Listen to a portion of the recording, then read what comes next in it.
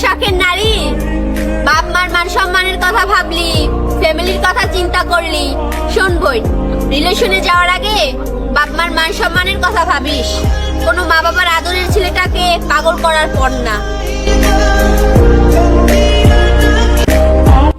এই যে ভাইয়া, যেই মেয়ে তোমাকে ফ্যামিলির অজুহাত দেখিয়ে চলে যায় আর তারপর বলে দেখো আমার কিছু করার ছিল না, পরিবারের চাপ আর পরিস্থিতির শিকারে আমি এইগুলা করছি, এগুলো সবই মিথ্যা। আসলে যে তোমাকে ভালোবাসবে সে তোমাকে পাওয়ার জন্য পুরো পৃথিবীর সাথে লড়াই করবে, এইটা অন্তত মাথায় রেখো।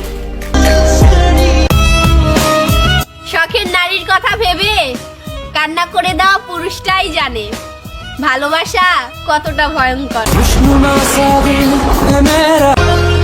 একটা মেয়ের জন্য একটা ছেলে কান্না করলে ওই মেয়েটা ভাবে ওই ছেলেটা বোকা। আরে আপু, তুমি এইটা কেন বুঝো না? আবার কিছু কিছু আপু বলে সব ছেলে নাকি দেহের পাগল। সব ছেলে যদি দেহের পাগল হইতো তাহলে তোমার মতো মেয়ের জন্য কেন কান্না করতো, বাজারে 200 টাকা দিয়ে সুন্দরী নারীদের পিছনে ছুটতো। মা বাবার আদরের ছেলেটাকে খুব বাজেভাবে ঠকাইলা, পাগলের মতো কান্না করাইলা, তারপর মোনাজাতে আল্লাহর কাছে আবার পারফেক্ট কাউরে চাইলা। ওহে আপু, তুমি কি মনে করো তুমি জিতছো? একজন আর মন ভাঙা আর মসজিদ ভাঙা সমান।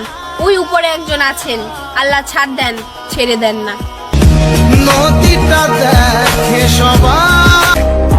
কিরে চাস্তু ভাই, কইছিলাম না ওই মাইয়ার মায়ায় পড়িস না? ঠিকই তো উড়াল দিল। এখনকার যুগের ভালোবাসা টাকা না থাকলে থাকে না।